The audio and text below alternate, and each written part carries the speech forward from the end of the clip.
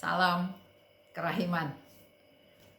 Hari ini kita bahas bersama-sama dengan tema para pejuang yang ada di antara kita, tanggal 26 Februari. Dalam nama Bapa dan Putra dan Roh Kudus, amin. Oh Yesusku, aku tahu bahwa untuk menjadi berguna bagi jiwa-jiwa, orang harus berusaha sungguh-sungguh untuk menjalin kesatuan yang erat denganmu, Sang Kasih Abadi. Satu kata yang diucapkan oleh jiwa yang bersatu dengan Allah menghasilkan lebih banyak kebaikan dalam jiwa-jiwa daripada diskusi atau khotbah hebat yang disampaikan oleh jiwa yang tidak sempurna.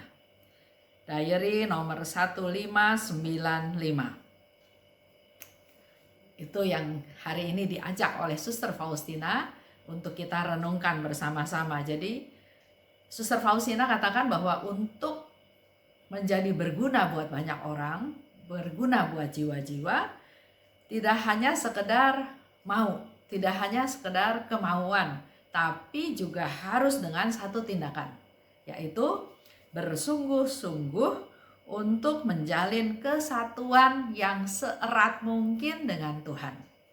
Ada langkah proaktif, ada yang harus kita siapkan, harus kita lakukan.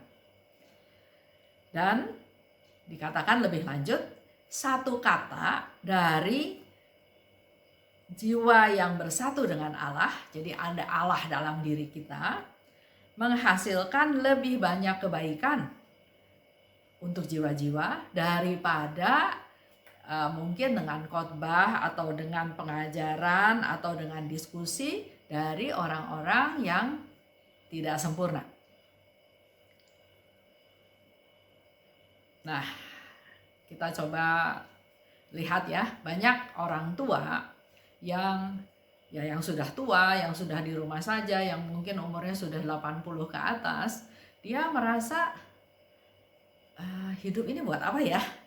Apalagi kalau pasangannya sudah meninggal. Ada beberapa orang sharing setelah pasangannya meninggal, ibu ini berkata, buat apa saya hidup lagi? Suami saya sudah meninggal. Kapan Tuhan panggil saya?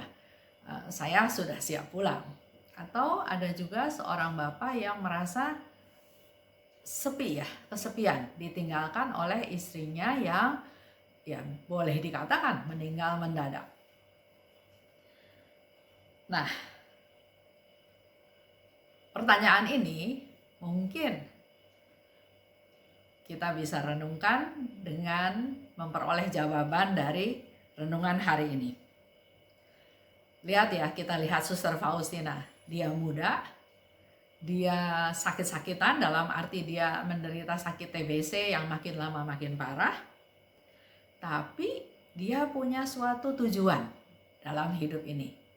Dan Suster Faustina pada saat ini, hari ini, menawarkan suatu solusi. Karena jiwa yang sangat dekat dengan Tuhan adalah jiwa yang sangat bisa membantu sesama. Jadi kalau orang tua berpikir, buat apa hidup ini, kenapa seperti ini, apa yang saya cari, apa yang saya bisa dapat. Hari ini Suster Faustina bilang, dekatkan diri pada Tuhan, karena orang yang dekat pada Tuhan punya kuasa, punya powerful ya. Kalau menurut saya punya suatu power, suatu kekuatan untuk membantu orang-orang yang ada di sekitar. Mereka adalah pejuang atau mereka adalah laskar pendoa. Saya ingat satu cerita ya, waktu itu sekian puluh tahun yang lalu saya pernah ikut kursus Basic Christian Community, dan salah satu acaranya adalah tinggal di komunitas besar di Filipina, tepatnya di Tacloban. Di sana ada satu rumah yang khusus menampung para lansia yang sudah tua ya. Ada yang sudah buta, ada yang sudah lumpuh, ada yang cuma bisa diranjang saja. Ada 5 orang. Waktu pagi hari saya juga datang ke sana, nggak lama saya lihat ada seorang pastor datang. Saya langsung berpikir, oh, pastor ini datang untuk memberkati, untuk mendoakan para oma-opa yang ada di sana. Tapi surprise, bukan pastor yang mendoakan para lansia tersebut, justru pastor datang ke sana untuk minta didoakan oleh para lansia tersebut. Ada kerendahan hati dari pastor, mau didoakan, dan juga sekaligus memberikan satu konfirmasi bahwa mereka adalah pendoa-pendoa yang luar biasa, pendoa yang tulus, pendoa yang sehari-hari dekat dengan Tuhan. Jadi para lansia tersebut adalah sebetulnya hadiah atau harta yang berharga yang ada di sekitar kita. Doa-doa mereka yang dipersembahkan kepada Tuhan dalam kesepiannya, dalam kesendiriannya, dalam penderitaannya, yang tadi saya bilang menjadi suatu doa yang sangat powerful untuk menjadi berkat buat kita semua.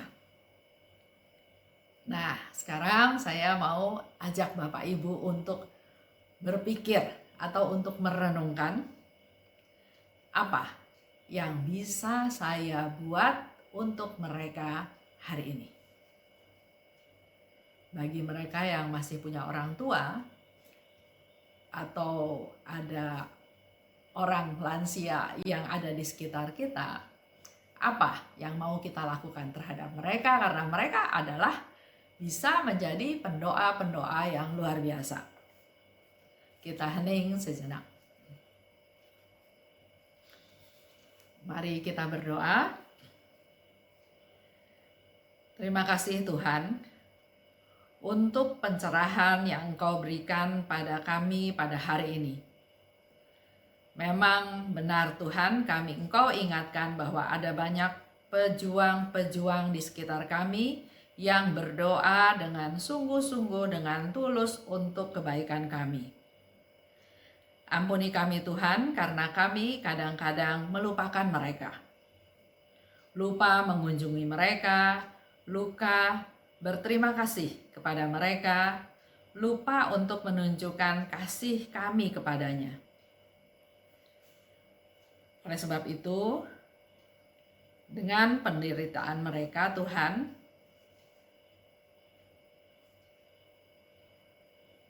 kesusahan mereka, kesendirian mereka, sakit menyakit mereka, mereka terima dan persembahkan kepadamu, seperti juga Engkau alami pada waktu Engkau ada di atas salib. Semuanya menjadi berkat untuk kami, untuk merubah kami dan dunia menjadi lebih baik. Terima kasih Tuhan. Dalam nama Bapa dan Putra dan Roh Kudus. Amin. Itulah ajakan saya untuk mengingat para lansia yang mungkin ada di keluarga kita, ada di sekitar kita yang mungkin selama ini kita lupakan, kita abaikan. Terima kasih. Salam kerahiman.